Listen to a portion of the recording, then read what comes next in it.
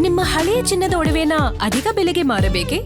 ಆಟಿಕಾಗೆ ಕಾಲ್ ಮಾಡಿ 8880 Attica gold company.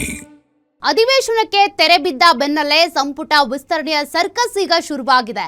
ಸಚಿವ ಸ್ಥಾನಕ್ಕಾಗಿ ಆಕಾಂಕ್ಷಿಗಳಿಂದ ಮತ್ತೆ ಲಾಬಿ ಶುರುವಾಗಿದೆ. ಇರೋದು ಒಂದು ಸಚಿವ ಸ್ಥಾನ, ಅದರ ಜೊತೆಗೆ ಕೆಲವರಿಗೆ ಅಸಮಾಧಾನ ಇದೆ. ಈಗ ಮತ್ತೆ ಸಂಪುಟ ವಿಸ್ತರಣೆಯ ಸರ್ಕಸ್ ಶುರುವಾಗಿದೆ.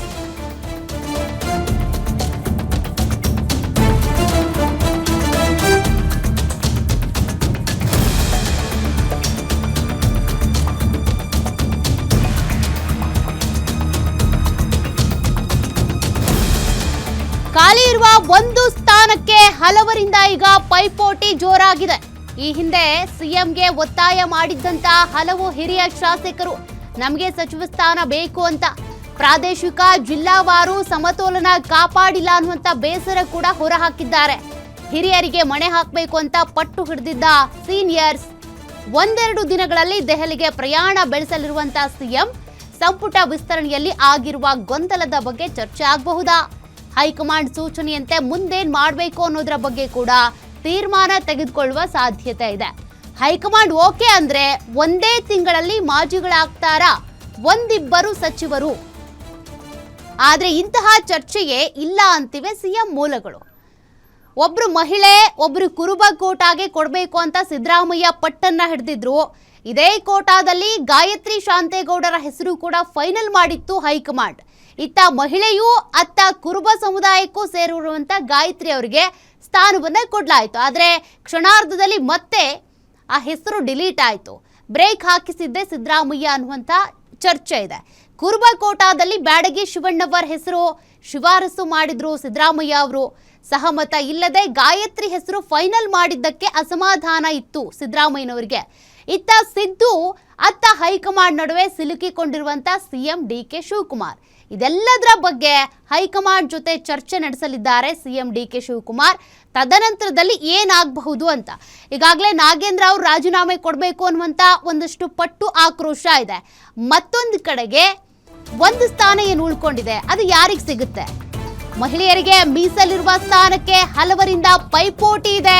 ಕಲಾಪದ ವೇಳೆ ಶಾಸಕರಿಗೆ ಸಪೋರ್ಟ್ ಮಾಡಿ ಎಂದಿದ್ದ ಸಿಎಂ ಡಿಕೆ ಶಿವಕುಮಾರ್, ಆದ್ರೆ ಸದನಕ್ಕೆ ಗೈರಾಗಿ ಸಂದೇಶ ರವಾನೆ ಮಾಡಿದ್ರು ಸೀನಿಯರ್ಸ್.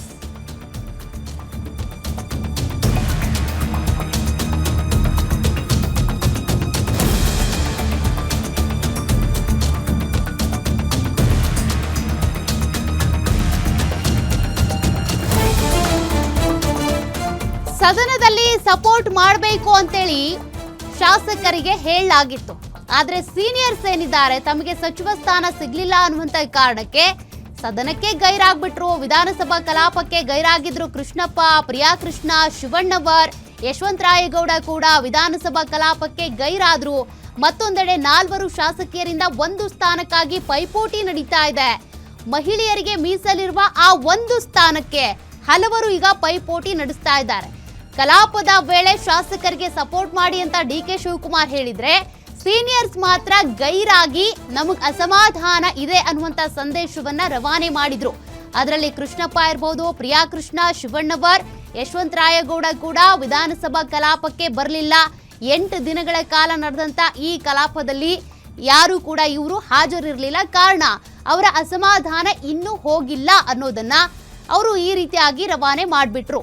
ಹಾಗಾಗಿ ಒಂದ್ ಕಡೆ ಸಿಎಂ ಡಿಕೆ ಶಿವಕುಮಾರ್ ಅವರಿಗೆ ಈ ಅಸಮಾಧಾನ ಹೋಗ್ಲಾಡಿಸುವುದು ಹೇಗೆ ಅನ್ನುವಂತ ಪ್ರಶ್ನೆ, ಮತ್ತೊಂದ್ ಕಡೆ ನಾಗೇಂದ್ರ ಅವರ ರಾಜೀನಾಮೆಗೆ ಪಟ್ಟು ಹಾಗೆ ಖಾಲಿ ಇರುವಂತ ಒಂದು ಸ್ಥಾನ ಮಹಿಳೆಯರಿಗೆ ಕೊಡಬೇಕು ಅಂದ್ರೆ ಯಾರಿಗೆ ಕೊಡಬೇಕು?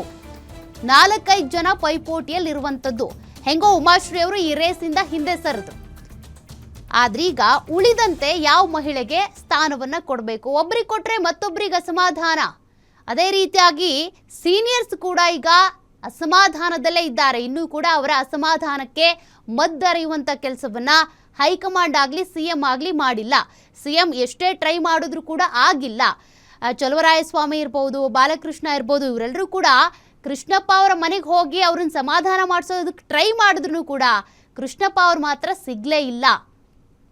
ಹೀಗಾಗಿ ಒಂದು ಕಡೆ ಸೀನಿಯರ್ಸ್ ಅಸಮಾಧಾನ, ಮತ್ತೊಂದು ಕಡೆ ಒಂದು ಸ್ಥಾನಕ್ಕೆ ಯಾರಿಗೆ ಕೊಡಬೇಕು ಅನ್ನುವಂಥ ಪ್ರಶ್ನೆ. ಇವೆಲ್ಲ ಗೊಂದಲಗಳನ್ನು ಆದಷ್ಟು ಬೇಗ ಸರಿಪಡಿಸ್ಕೊಳ್ಳಿಲ್ಲ ಅಂದರೆ ಮುಂದೆ ನಡೆಯುವಂಥ ಅಧಿವೇಶನಗಳಿರ್ಬೋದು, ಸರ್ಕಾರ ತೆಗೆದುಕೊಳ್ಳುವಂಥ ಯಾವುದೇ ನಿರ್ಧಾರಗಳಲ್ಲಿ ಒಂದು ಒಮ್ಮತ ಇರೋದಿಲ್ಲ. ಒಂದು ಕಡೆ ಅಸಮಾಧಾನಗೊಂಡಿರುವಂಥ ಸೀನಿಯರ್ಸ್ ಆಗ್ಬಿಡ್ತಾರೆ, ಮತ್ತೊಂದು ಕಡೆ DK ಶಿವಕುಮಾರ್ ಅವರ ಪರವಾಗಿರುವಂಥ ಬೆಂಬಲಿಗರಾಗ್ತಾರೆ, ಮತ್ತೊಂದು ಕಡೆ ಮಾಜಿ CM ಸಿದ್ದರಾಮಯ್ಯ ಏನಿದ್ದಾರೆ ಅವರ ಬೆಂಬಲಿಗರಾಗ್ಬಿಡ್ತಾರೆ. ಹೀಗಾದರೆ ಸರ್ಕಾರ ಒಂದು ಭಾಗ ಆಗದೆ 2-3 ಭಾಗ ಆಗ್ಬಿಡುತ್ತೆ. ಹಾಗಾಗಿ ಈ ಅಸಮಾಧಾನವನ್ನು ಹೋಗಲಾಡಿಸ್ಕೊಂಡು ತಮ್ಮ ಸಚಿವ ಸಂಪುಟವನ್ನು ಗಟ್ಟಿ ಮಾಡ್ಕೊಳ್ಬೇಕು, ತಮ್ಮ ಸರ್ಕಾರವನ್ನು ಭದ್ರ ಮಾಡ್ಕೊಳ್ಬೇಕು ಅಂದರೆ CM DK ಶಿವಕುಮಾರ್ ಇದ್ರ ಬಗ್ಗೆ ಹೈಕಮಾಂಡ್ ನಾಯಕರ ಜೊತೆಗೆ ಚರ್ಚೆ ಮಾಡಲೇಬೇಕು. ಕಾರಣ ಹೈಕಮಾಂಡ್ ನಾಯಕರೇ ಈ ಪಟ್ಟಿಯನ್ನು ಫೈನಲ್ ಮಾಡಿದ್ದಲ್ವಾ.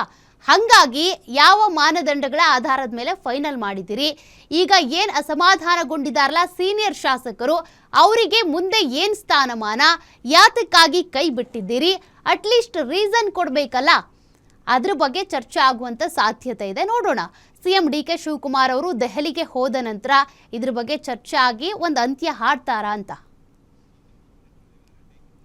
ಮತ್ತಷ್ಟು ಡೀಟೇಲ್ಸ್ ಕೊಡ್ತಾರೆ ನಮ್ಮ political bureau head Maruti Pavagada. Maruti, CM DK Shivakumar ಏನಿದ್ದಾರೆ ಆ CM ಸ್ಥಾನಕ್ಕೆ ಏರಿದಾಗಿನಿಂದಾನೂ ಕೂಡ ಒಂದಲ್ಲ ಒಂದು ಸವಾಲು, ಒಂದಲ್ಲ ಒಂದು ಸಮಸ್ಯೆ.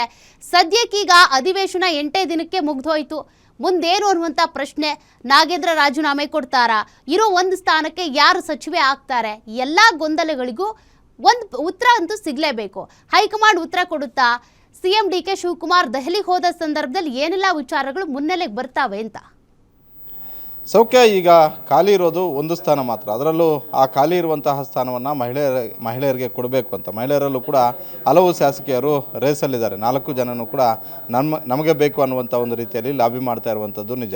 ಆದರೆ ಕಾಂಗ್ರೆಸ್ ಹೈಕಮಾಂಡ್ ಮಟ್ಟದಲ್ಲಿ ಹಿಂದೆ ಆದಂಥ ಒಂದು ಚರ್ಚೆ ಏನು ಅಂತ ಹೇಳಿದ್ರೆ, ಒಂದು ಕಡೆ ಗಾಯತ್ರಿ ಶಾಂತೇಗೌಡರು ಕೊಟ್ಟರೆ ಮಹಿಳಾ ಕೋಟಾನು ಕಂಪ್ಲೀಟ್ ಆಗುತ್ತೆ, ಅದೇ ರೀತಿ ಕುರುಬ ಸಮುದಾಯಕ್ಕೆ ಇನ್ನೊಂದು ಸ್ಥಾನವನ್ನು ಕೂಡ ಕೊಟ್ಟಂತ ಆಗುತ್ತೆ ಅನ್ನುವಂಥ ಒಂದು ಲೆಕ್ಕಾಚಾರವನ್ನು ಹಾಕ್ಕೊಂಡೆ ಸುರ್ಜೇವಾಲಾ ಮತ್ತು ವೇಣುಗೋಪಾಲ್ AICC ಅಧ್ಯಕ್ಷರಾಗಿರುವಂತಹ ಮಲ್ಲಿಕಾರ್ಜುನ ಖರ್ಗೆ ಅವರು ಅವರ ಹೆಸರನ್ನು ಅಂತಿಮ ಮಾಡಿದ್ದು. ಆದರೆ ಇದಕ್ಕೆ ಮಾಜಿ ಮುಖ್ಯಮಂತ್ರಿ ಸಿದ್ದರಾಮಯ್ಯ ಅವರು ಆಕ್ಷೇಪವನ್ನು ವ್ಯಕ್ತಪಡಿಸಿ ಕೊನೆ ಕ್ಷಣದಲ್ಲಿ ಗಾಯತ್ರಿ ಶಾಂತೇಗೌಡರಿಗೆ ಪ್ರಮಾಣ ವಚನವನ್ನು ಸ್ವೀಕಾರ ಮಾಡದೇ ಇರುವಂಥ ಒಂದು ರೀತಿಯಲ್ಲಿ ಕೆಲಸಗಳನ್ನು ಮಾಡಿದ್ರು. ಹೀಗಾಗಿ ಅದರಲ್ಲಿ ಸಿದ್ದರಾಮಯ್ಯ ಅವರು ಯಶಸ್ವಿನೂ ಕೂಡ ಆದರು. ಆದರೆ ಈಗ ಇಕ್ಕಟ್ಟಲ್ಲಿರುವಂಥದ್ದು ಸಿದ್ದರಾಮಯ್ಯ ಅಲ್ಲ, ಈಗ ಹಾಲಿ ಸರ್ಕಾರದ ನೇತೃತ್ವವನ್ನು ವಹಿಸಿಕೊಂಡಿರುವಂತಹ ಕಾಂಗ್ರೆಸ್ ಶಾಸಕಾಂಗ ಪಕ್ಷದ ನಾಯಕರಾದಂತಹ ಮುಖ್ಯಮಂತ್ರಿ DK ಶಿವಕುಮಾರ್ ಅವರು. ಹೀಗಾಗಿ ಒಂದು ಕಡೆ ಮಹಿಳೆಯರಿಗೆ ಅವಕಾಶವನ್ನು ಕೊಡಬೇಕು, ಮತ್ತೊಂದು ಕಡೆ ಏನು ಹಿರಿಯ ಶಾಸಕರು ಅಸಮಾಧಾನವನ್ನು ವ್ಯಕ್ತಪಡಿಸ್ತಾರೆ, ಅದರಲ್ಲೂ ಕೃಷ್ಣಪ್ಪ ಅವರಾಗಿರ್ಬೋದು, ಶಿವಣ್ಣನವರಾಗಿರ್ಬೋದು, ಅದೇ ರೀತಿ ಇಂಡಿ ಶಾಸಕ ಪಾಟೀಲ್ ಅವರಾಗಿರ್ಬೋದು, ಹಲವರು ಬಹಿರಂಗವಾಗಿ ಮಾತಾಡ್ತಾ ಇದ್ದಾರೆ. ನಾವು ಇಷ್ಟು ವರ್ಷಗಳ ಕಾಲ ಪಕ್ಷವನ್ನು ಕಟ್ಟಿ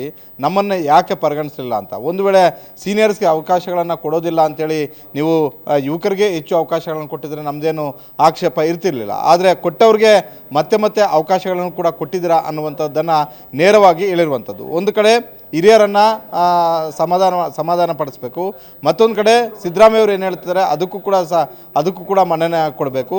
ಮಗದೊಂದು ಕಡೆ ಕಾಂಗ್ರೆಸ್ ಹೈಕಮಾಂಡ್ ಮಾಡಿರುವಂಥ ಒಂದು ಎಡವಟ್ಟಿನಿಂದ ಇಷ್ಟೆಲ್ಲ ಸಂಕಷ್ಟಗಳು ಕೂಡ ಆಗಿರುವಂಥದ್ದು. ಇವೆಲ್ಲವನ್ನು ಕೂಡ ಸರಿಪಡಿಸುವ ಸಲುವಾಗಿ ಮುಖ್ಯಮಂತ್ರಿ DK ಶಿವಕುಮಾರ್ ಅವರು 1-2 ದಿನದಲ್ಲಿ ದೆಹಲಿ ಪ್ರಯಾಣವನ್ನು ಮಾಡ್ತಾ ಇದ್ದಾರೆ ಅನ್ನುವಂಥ ಒಂದು ಮಾಹಿತಿ ಸಿಗ್ತಾ ಇದೆ. ಸಹಜವಾಗಿ ಕಾಂಗ್ರೆಸ್ ಹೈಕಮಾಂಡ್ ಮುಂದೆ ಮಹಿಳಾ ಕೋಟಾದಲ್ಲಿ ಯಾರಿಗೆ ಕೊಡಬೇಕು, ಜೊತೆಗೆ ಇತ್ತೀಚೆಗೆ ರಾಜ್ಯದಲ್ಲಿ ನಾಗೇಂದ್ರ ಪ್ರಕರಣ ದೊಡ್ಡ ಮಟ್ಟದ ಒಂದು ಸುದ್ದಿ ಮತ್ತೆ ಸದ್ದಾಗ್ತಿದೆ. ಜೊತೆಗೆ ರಾಜ್ಯಪಾಲರ ಬಳಿ ಈಗಾಗಲೇ ಮತ್ತೆ ಪ್ರಾಸಿಕ್ಯೂಷನ್ಗೆ ಅವಕಾಶವನ್ನು ಕೇಳಿರೋದ್ರಿಂದ ಪ್ರಾಸಿಕ್ಯೂಷನ್ಗೆ ಅವಕಾಶ ಕೊಟ್ಟಿದ್ದೆ, ಆದರೆ ಕೊಡಲೇಬೇಕು. ಯಾಕಂತ ಹೇಳಿದ್ರೆ ಈಗಾಗಲೇ ಕೋರ್ಟಲ್ಲಿ ಚಾರ್ಜ್ ಶೀಟ್ ಸಲ್ಲಿಕೆ ಆಗಿರೋದ್ರಿಂದ ವಿಚಾರಣೆಗೆ ಈಗ ಪ್ರಾಸಿಕ್ಯೂಷನ್ಗೆ ಅನುಮತಿ ಕೇಳಿರುವಂಥದ್ದು. ರಾಜ್ಯಪಾಲರು ಬಹುತೇಕ ಕೊಡ್ತಾರೆ. ಹಲವು ಪ್ರಕರಣದಲ್ಲಿ ಇದಾಗಿದೆ. ನಾಗೇಂದ್ರ ಅವರ ವಿರುದ್ಧ ಪ್ರಾಸಿಕ್ಯೂಷನ್ಗೆ ಅನುಮತಿಯನ್ನು ಕೊಟ್ಟಿದ್ದಾದರೆ ಸಹಜವಾಗಿ ವಿರೋಧ ಪಕ್ಷಗಳು ಇನ್ನಷ್ಟು ಈ ಪ್ರಕರಣವನ್ನು ರಾಜ್ಯಾದ್ಯಂತ ಪ್ರತಿಭಟನಾ ಅಸ್ತ್ರವಾಗಿ ಕೈಗೊಳ್ಳಬಹುದು, ಸರ್ಕಾರದ ವಿರುದ್ಧ ಈ ಅಸ್ತ್ರ ದೊಡ್ಡ ಮಟ್ಟದಲ್ಲಿ ಪ್ರಯೋಗ ಮಾಡ್ಬೋದು. ಹೀಗಾಗಿ ಈಗಿರುವಂತಹ ಸಂದಿಗ್ಧ ಪರಿಸ್ಥಿತಿಯಲ್ಲಿ ಯಾವ ನಿರ್ಧಾರಗಳನ್ನು ತೆಗೆದುಕೊಳ್ಳಬೇಕು ಅನ್ನುವಂಥ ಒಂದು ಲೆಕ್ಕಾಚಾರವನ್ನು ಕಾಂಗ್ರೆಸ್ ಹೈಕಮಾಂಡ್ ಅಂಗಳದಲ್ಲಿ ಮುಖ್ಯಮಂತ್ರಿ DK ಶಿವಕುಮಾರ್ ಅವರು ಮಾತನಾಡುವಂಥದ್ದು ಸಹಜ. AICC ಅಧ್ಯಕ್ಷರಾಗಿರುವಂಥ ಮಲ್ಲಿಕಾರ್ಜುನ ಖರ್ಗೆ ಹಾಗೂ ಸುರ್ಜೇವಾಲಾ ವೇಣುಗೋಪಾಲ್ ಅವ್ರ ಜೊತೆ ಕೂತ್ಕೊಂಡು ಈ ಸಮಸ್ಯೆಗಳ ಬಗ್ಗೆ ಚರ್ಚೆ ಮಾಡಿ ಅಂತಿಮವಾಗಿ ಸಂಪುಟ ವಿಸ್ತರಣೆ ಮಾಡೋದಕ್ಕೆ ದಿನಾಂಕವನ್ನು ಕೂಡ ನಿಗದಿ ಮಾಡ್ಬೋದು.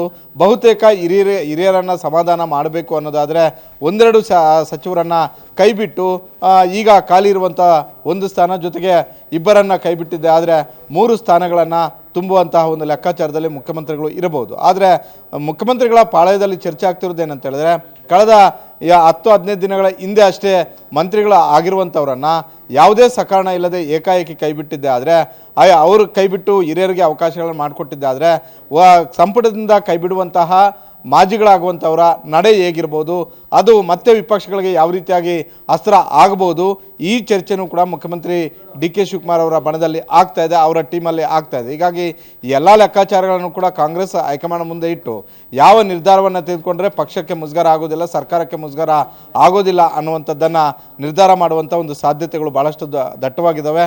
ಈ ಹಿನ್ನೆಲೆಯಲ್ಲೇ ಕಾಂಗ್ರೆಸ್ ಹೈಕಮಾಂಡ್ ಭೇಟಿಗೆ ಮುಖ್ಯಮಂತ್ರಿಗಳು ಮುಂದಾಗಿರುವಂಥದ್ದು. ಸೌಖ್ಯ. Okay, thank you Maruti ಡೀಟೇಲ್ಸ್ಗೆ.